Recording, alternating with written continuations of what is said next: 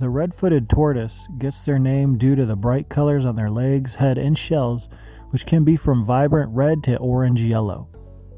They're one of the most versatile creatures that have been found in various habitats, like dry grasslands and humid forests. These tortoises are imported from wild areas such as the Guyana and Suriname localities. They're also mostly farm-bred in South America before and are shipped to the United States after their size reaches 4 inches. Red-footed tortoises are found in several places like reptile expos, local pet stores, or even straight from breeders. The red-footed tortoise can generally live for more than 50 years. If they are kept in enclosures that closely resemble their natural habitat, they can live a long life. The males are larger than the females and can grow to approximately 13 inches or 34 centimeters long. The average height of females is said to be around 11¼ inches or 28.5 centimeters long. The weight of adult male tortoises can be about 20 pounds. Red-footed tortoises have a bumpy concave shell. Their skin is mainly black, with their shells typically being in gray, brown, or black color. Young tortoises have small areas of tan or yellow coloring covering or surrounding each bump. The head may show bright red marks. There are often patches of yellow, red, and orange on the tail and the legs. In one of the most amazing phenomenons, red-footed tortoises go through unique color changes or morphs throughout their lives. As hatchlings, their color is yellow and brown with orange to red colored legs and heads. And when they grow, their shells transforms into charcoal black, showing highlights that range from tan to bright yellow. There are certain exceptions to this color scheme, and those are the albino red-footed tortoise and the hypomelanistic red-footed tortoise. Red-footed tortoises should have access to fresh water all the time. The water should be placed in a shallow dish that's large enough for the tortoises to soak in. When outdoors, they enjoy splashing around in a small wading pool.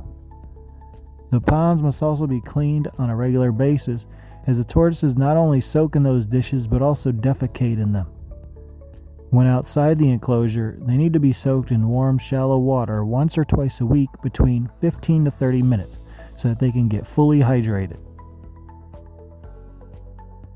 Don't listen to what sellers usually tell their consumers about handling red-footed tortoises regularly.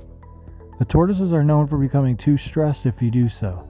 If these stress factors keep building up, it could cause a deterioration in your tortoise's health and activity levels. It's nice to handle them once in a while and then let them be. Just looking at them is enough, and their curious personalities are just too much to ignore. The only way to clean a red-footed tortoise is to soak them. What you need is an opaque container that can comfortably hold both the water and your tortoise. Make sure the water is of room or warm temperature. Don't forget about your tortoise, because unlike turtles, they can't swim. That's why it's always better to supervise your tortoise while they're soaking. A wooden vivarium would be an ideal enclosure for red-footed tortoises, as wood is an excellent heat insulator. The vivarium makes it easier to control the essential temperatures that closely mimic the natural habitat of the tortoise. You must ensure that the wooden vivarium has great ventilation. The vivarium should be at least 46 inches.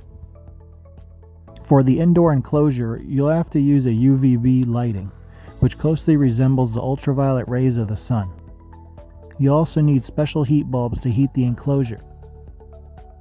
A 95-degree Fahrenheit basking spot should be provided, along with an 80-degree Fahrenheit daytime thermal gradient. You need to keep the basking spot on for 10 to 12 hours a day and control it using a dimming thermostat. Make sure that the temperature of the enclosure drops around 70 degrees Fahrenheit at night. If the temperature drops lower than that, your tortoise may be at risk of developing hypothermia or a respiratory infection. The enclosure humidity should be between 50 and 80%.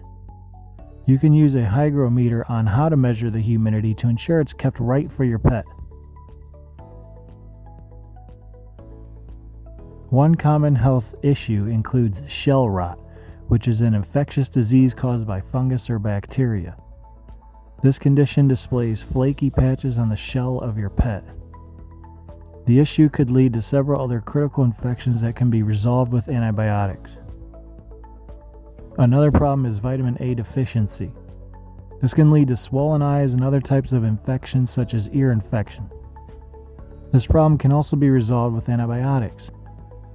Lastly, red-footed tortoises are vulnerable to parasitic infections that can only be detected following a veterinarian's examination. Red-footed tortoises are typically herbivores, but in the wild they do display some omnivorous tendencies. It's really important not to overfeed the tortoises with animal protein.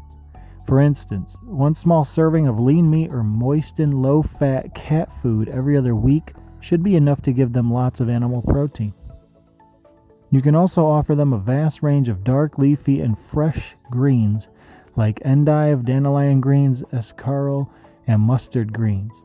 However, you need to keep track of the calcium to phosphorus ratio of these types of greens. You can also include other types of fruits and vegetables in your tortoise's diet. A vitamin D3 and calcium supplement should be used a couple times in a week. If you like this video, please leave us a like, comment what your thoughts are below, and subscribe for more videos in the future. Thank you and hope to see you soon.